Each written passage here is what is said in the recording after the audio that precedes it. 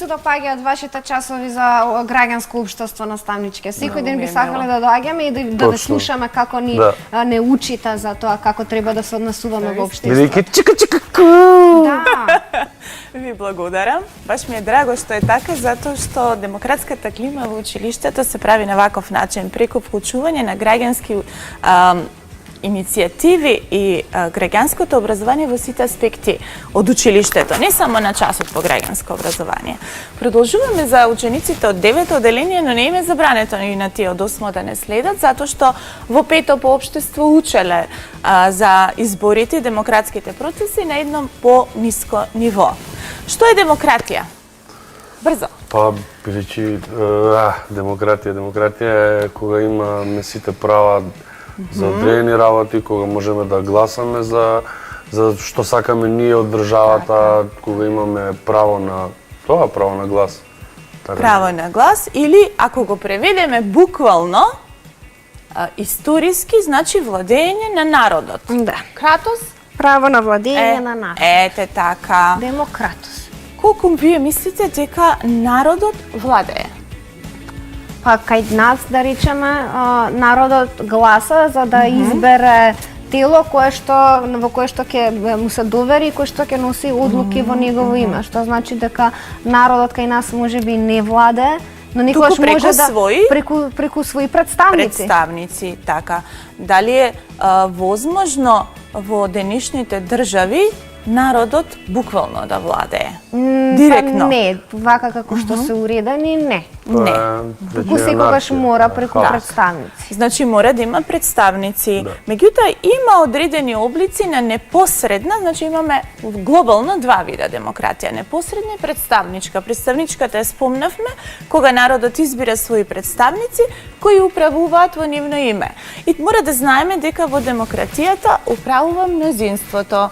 Например, во една паралелка имаме 20 ученици. Колку е просто мнозинство? Ако имате 20 ученици, просто мнозинство е 10. Па тогаш е на пола, мора да бидат 11, нели? 11, за да биде седете. просто мнозинство. Е сега, за да ние можеме да изгласаме одредена одлука, треба да имаме присутни 11 ученици. Ова ќе го поврзам зашто е важно да се оди на избори. Ако само 11 ученици гласаат и донесат одредена одлука, колку треба да гласаат за одлуката да биде важечка? Ако од 11 ученици тие за треба по големиот број што ќе гласат. 6 например. И сега стигнавме пак математички. Од 20 деца, ако 6 одлучат, тоа нема да ја задоволува. Нема, ама законски ќе задоволува. Законски ќе задоволува. Да. Затоа е многу битно учеството на изборите, затоа што преку изборите ние имаме непосредна демократија. Еден од облиците на непосредна демократија се изборите, кога народот директно одлучува, а другите облици се представничка. Демократијата се појавила како непосредна демократија во античка Грција во 5 век пред нашата ера и таа била директна демократија, ама немале сите право на глас. Кој имал право на глас тогаш 5 век пред нашата ера? Па имале земјопоседниците и мажите. Така, ама богатите мажи. Богатите мажи, значи жените немале, робовите немале право на глас. Децата и сега немаат за изборите во државата, така што многу мала бројка луѓе одлучувале во однос на управувањето. Сега, каква е врската меѓу демократијата и изборите? Кажавме сега, нели, каква е врската? Што избираат граѓаните во нашата држава? Какви видови избори имаме? Избираме претседател, избираме извршна власт, парламентарни избори. На парламентарните индиректно ја избираме извршната власт, локална власт. Така, имаме тие се, нели имаме претседателски, имаме парламентарни и локални избори. Владата избира собранието, индиректно избираат граѓаните. Избирачкото право, какви карактеристики треба да има? Тоа треба да биде непосредно, значи секој лично гласа, не гласа за некој друг. Избирачкото право треба да биде тајно, затоа ги има оние паравани, сега не знам учениците може би биле со своите родители на гласање, па виделе дека има паравани, или на телевизија гледале, дека треба да биде тајно. Избирачкото право треба да биде еднакво, односно, мојот глас и твојот глас да биде еднакво вреден. И да биде општо, сите што ги исполнуваат условите за гласање да имаат право да гласат без оглед на боја, националност, етничка припадност, вероисповед и така натаму. Политичкиот плурализам, кажавме и претходно, дека може да се изрази на различни начини. Ај сега да ја речиме табелава. Може да дојше до оваа страна, ако сакаш. Заеднички. Имаме тука различни видови луѓе, граѓани во државата. Кој може да формира партија, кој може да гласа? Мажи? Може да Можат и едно и друго. Жени? Можат. Можат. Лица осудени за криминал?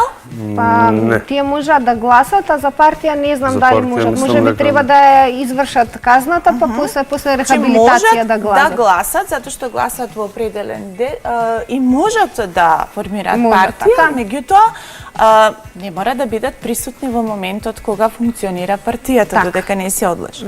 Лица помлади од 21 година? Па може да формираат партија и може да гласат. Може да гласат. Да. Лица постари од 90 години? Може да Може. формираат Можат. партија и може да гласат. А лица без завршено основно образование? Не може. Па мислам дека може да формираат партија и може да гласат. Можат. Сите можат се. Значи сите овие групи можат и да формираат партија и да Прекрасно, гласат. сите можеме се. Да. Што се однесува до овој дел.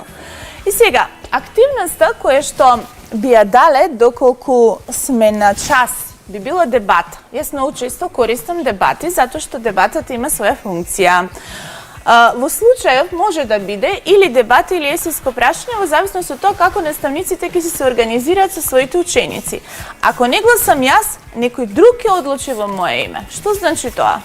Па тоа значи дека не треба да дозволиме да ги носат други да ги носат одлуките во наше име. Така. Дека Може би за еден глас фали да победи оно што ние сакаме да што победи. ги застапува нашите идеи. Така, така. А што се случува ако никој не ги застапува нашите идеи, да речеме, или има такви кои што се разочарани гласачите? Тогаш тие треба да се формираат партија, така? Идеме на второто прашање. Ајде да видиме. Гласањето не треба или треба да биде задолжително? Ова би било дебата. Ако организираме дебата, например, едната група и втората група би била за дебата од неколку ученици кои што ќе треба да спремат аргументи, а јас би била третата група, затоа што имаме 3 групи ученици кои што ќе бидат судиите, наблюдувачите. Целта на дебатата е да поттикне критичко размислување. И сега што оценуваат судиите?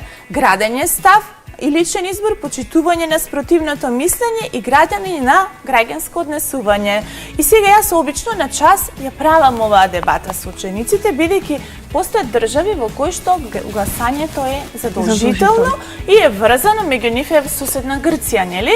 Каде што е врзано водењето на документи, доколку граѓаните не гласат, од неоправдани причини имаат санкции.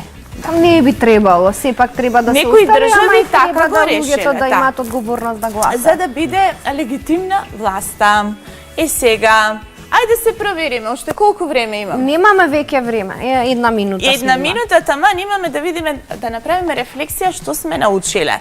Јас ќе го прочитам прашањето, вие ќе ми го дадете одговорот под кој е точен. Во едно општество велиме дека постои демократија доколку граѓаните А меѓусебно се почитуваат, соработуваат и толерираат, се го пренесуваат правото на одлучување на представниците на власта, им препуштаат на политичарските партии да одлучуваат на имени, имаат право да се здржуваат во синдикати. Г.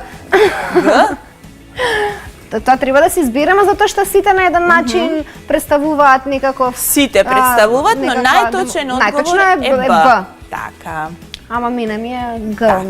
Каква била демократијата што се појавила во Атина во 5 век пред наша ера? Непосредна. Непосредна. Која карактеристика на демократијата е суштинска за интересите и потребите на граѓаните? Еднаквост пред законот. Еднаквост пред законот. Исто мислиме? Па да, исто. Да. Право на глас, право на здружување. Па еднаквост Имаат пред право законот, на сите, мислам дека за да. се. Така. Дури и се од наведеното, бидејќи граѓаните, рековме, во демократијата избираат, ама ако не знаат што се случува, тогаш ништо немаме. Јавноста е суштинската карактеристика. Готово, И последното завршувам. прашање, завршуваме. Во демократските држави граѓаните имаат право на глас, но имаат и обврска да излезат на гласање. Што може да се заклучи од ова тврдење? Дека е задолжителна обврска. Не. Дека постои поврзаност меѓу Меѓу правата правата и и обврските, обврските. така. Така. Крај толку Другари, за толку за денеска. денеска. Останете дома. научивме. Бидете кул. Се гледаме следната недела, утре е 1 мај, денот на трудот. Така е.